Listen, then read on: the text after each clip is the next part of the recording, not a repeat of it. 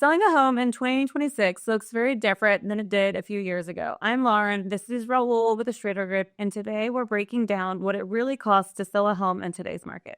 So what costs should sellers expect when selling a home in 2026? Yeah, so there's a lot of costs that are jumbled into that closing side. The biggest one is easily the 6% that we traditionally see here for the agents. I don't call it commissions because I think you wouldn't call an attorney a commission person. There's somebody advocating for you. So I call it more of a fee. And typically that's 6%, right? 3 and 3 respectfully. Then there's also the seller concessions that are involved.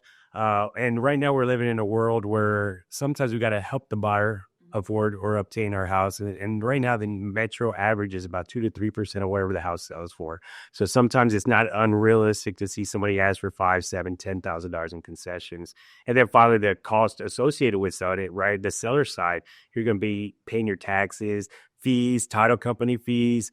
You're going to be paying like what's called a title policy. And all that does is say that there's no liens, judgments, or lawsuits pending to the property, that the new buyer can take on a loan and not have to worry about someone knocking on their door. So all these fees add up really quickly. And I think a good agent will tell you that all of this is part of your closing costs and not surprise you later. And I think knowing upfront really helps set the bar, knowing exactly how much equity you're going to walk away with and what to expect along the way. Absolutely. And so why do you think there's so much confusion around the 6% commission? Yeah, so there was a NAR settlement not too long ago, about a year, back in August of 24. And what ended up happening was we are supposed to be advocating for the seller, which we do. In Texas, we've always done it. At the Schrader Group, we've always said, hey, give us your best offer, and then we'll decide whether we're going to pay a commission. So normally it's the 6% standard. 3 and 3 is kind of what everyone's gone to. And what we kind of are pulling back to in 2026. And that's a fee. And why there's so much confusion is sometimes you're like, well, you don't deserve 3%. What did you do? You didn't do anything. They brought the buyer, I brought the seller, whatever it might be.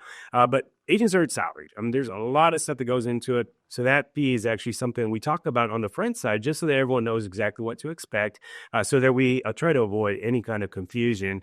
And really, we're here to advocate to selling your house at top dollar, right? Sometimes if you don't offer it, then they're going to give you a ridiculous offer. And sometimes it's better to make sure that the person on the other side is working to help get that value for our sale.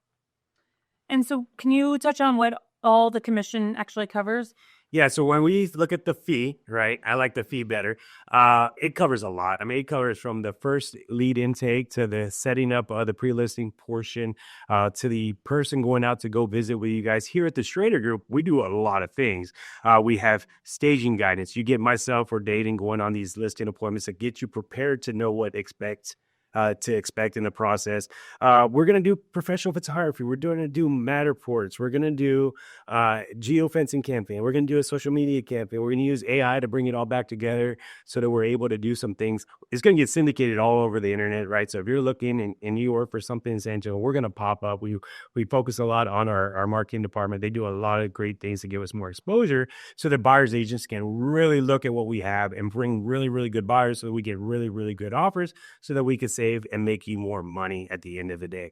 But it also saves the seller's time, right? Because we don't have to go through the rat race of trying to get 1,000 people into your home. The real question is, can we find 1, 2 qualified people? Because we only have one house, right? I'd rather bring the right people to the home. That way we're able to do that, because there's showings and buyer communication that has to be done. There's a communications portion of it. I think the communication portion is probably the bigger side because finding the buyers, part one, it's the next 30 days or so when we go through all those portions of the contract. What are option periods, right? The due diligence time, making sure that the house looks good. But there's a lot of things that happen through that. Also, we want to make sure we protect our clients. We want to do what's best for them at all times and ensuring that they got our backing in our 44 years being in business to help with that. And that's where our pricing strategies and things like that come in. So when we talk about that 3% fee and the hundreds of hours that go into it, that's what that's all about. What closing costs do sellers usually pay? Yeah, on a normal transaction, you're going to be looking at title and escrow fees, right? To make sure that the title company is going to make sure we abide by the contract terms, right? So that's what they're going to do. We had the prorated taxes. I mean, a lot of people pay monthly, but that goes into an escrow account.